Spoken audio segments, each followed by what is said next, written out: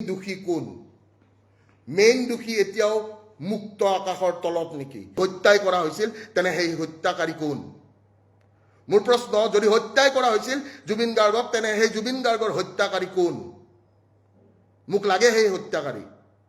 আৰু যদি অনাগত দিনত এই 12,000 পৃষ্ঠাৰ যদি চাৰ্জশ্বিটখন এটা ফ্লপ শ্ব' হয়, বা যদি এতিয়া আণ্ডাৰ ট্ৰায়েল প্ৰিজনাৰ যিকেইটা আছে, সেই আণ্ডাৰ ট্ৰায়েল প্ৰিজনাৰ কেইটা যদি ওলাই যায়, বেইল পায়, তেন্তে কি? তেন্তে মেইন হত্যাকাৰীটো কোন? এতিয়াও মুকলি আকাশৰ তলত ঘূৰি আছে নেকি? এতিয়াও মুকলি আকাশৰ তলত ঘূৰি আছে নেকি সেই হত্যাকাৰী?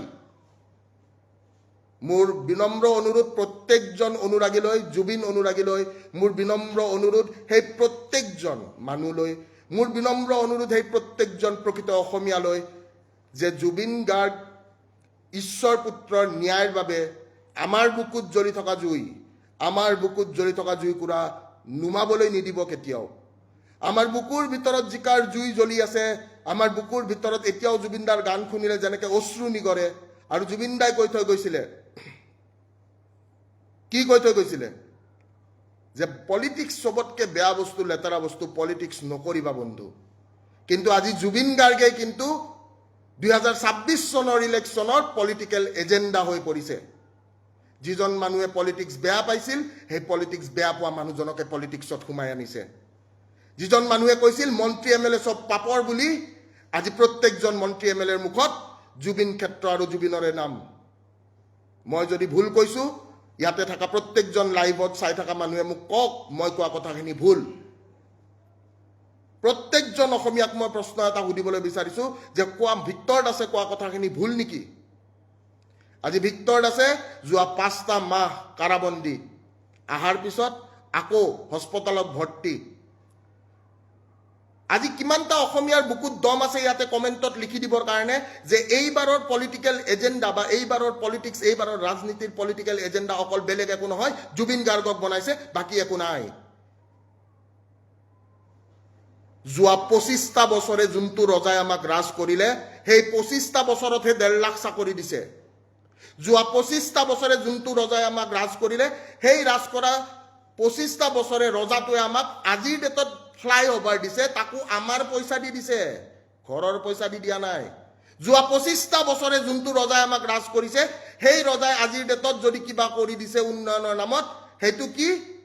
সেইটো আমাৰ পইচাৰে দিছে বা বেংকত ধাৰ লোৱা পইচাৰে দিছে।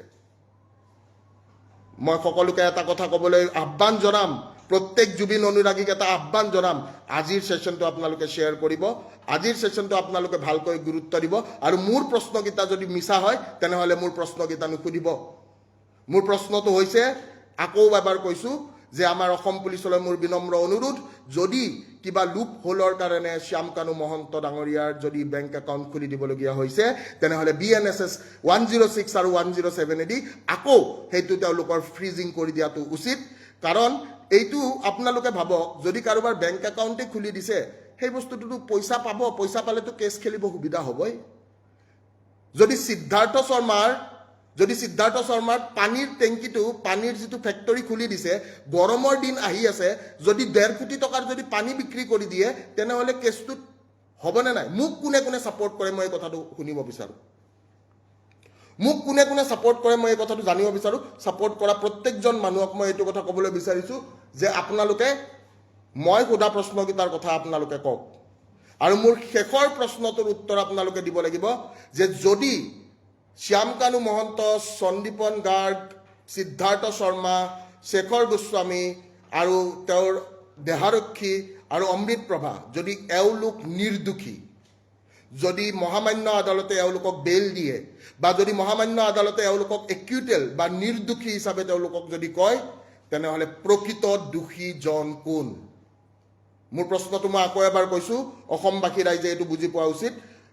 প্ৰশ্নটো যদি শুনা নাই, আকৌ এবাৰ কৈ দিছোঁ, যে যদি শ্যামকানু মহন্ত, সিদ্ধাৰ্থ শৰ্মা, সন্দীপন গাৰ্গ, অমৃত প্ৰভা, শেখৰ গোস্বামী আৰু তেওঁৰ দেহাৰক্ষী যদিহে নিৰ্দোষী, তেন্তে মেইন দোষী কোন? মেইন দোষী এতিয়াও মুক্ত আকাশৰ তলত নেকি? আৰু সেই দোষী কেতিয়া দোষী সাব্যস্ত হ'ব আৰু সেই দোষীয়ে কেতিয়া শাস্তি পাব, সেই দিনটোৰ অপেক্ষাত কিন্তু প্ৰত্যেকজন অসমীয়াৰ বুকুৰ ভিতৰত জ্বলি থকা জুইকুৰা আছে।